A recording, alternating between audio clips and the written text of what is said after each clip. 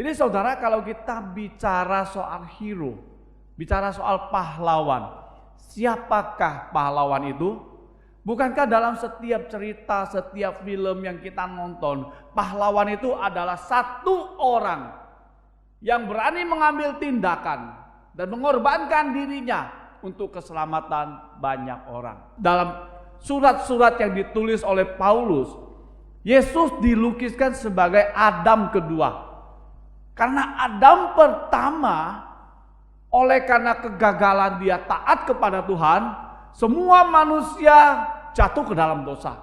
Semua manusia dipengaruhi oleh dosa, terimbas oleh dosa, dan akan binasa oleh dosa. Dan Paulus berkata kepada orang-orang melalui suratnya, Yesus Kristus adalah Adam kedua.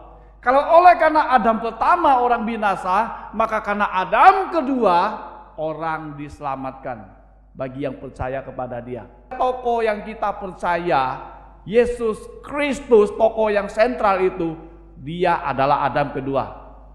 Dia adalah the real hero to save you and me from the wrath of God. Dia adalah pahlawan sejati yang menyelamatkan engkau dan aku dari murka Allah. Itu sebabnya dia dikatakan Adam kedua yang membawa kehidupan bagi orang-orang berdosa. Nah, Bapak Ibu saudara-saudara, ya, kalau bicara soal pahlawan, sudah pasti saudara-saudara adalah seorang yang berjuang habis-habisan, ya, untuk memenangkan komunitasnya, untuk menyelamatkan komunitasnya. Pahlawan itu adalah orang yang melakukan sesuatu untuk membela komunitasnya. Itu poin pertama. Yesus melakukan benar-benar mengorbankan nyawanya, ya, dan tidak dihormati sama sekali oleh banyak orang, oleh siapapun pada waktu dia mengalami penyiksaan, pelecehan, kematian, dan dikuburkan. Yang kedua, orang yang melakukan sesuatu untuk keselamatan komunitasnya. Yang ketiga, orang yang mampu melakukan sesuatu untuk kebaikan komunitasnya. Karena seorang pahlawan itu bukan hanya dia mau, tapi tidak bisa dan tidak mampu.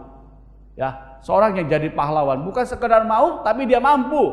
Ya, dan yang keempat, yang tidak boleh tidak ada bagi saudara dan saya juga, ya, motivasi terbaik untuk menjadi seorang pahlawan adalah kasih. Kasih yang kuat di dalam hati. Ini merupakan gambaran dan motivasi bagi saudara dan saya untuk menjadi pahlawan bagi komunitas. Tidak perlu orang yang punya kemampuan lebih, tapi perlu orang yang punya kasih lebih. Ya, yang kedua, orang biasa-biasa pun Tuhan bisa pakai.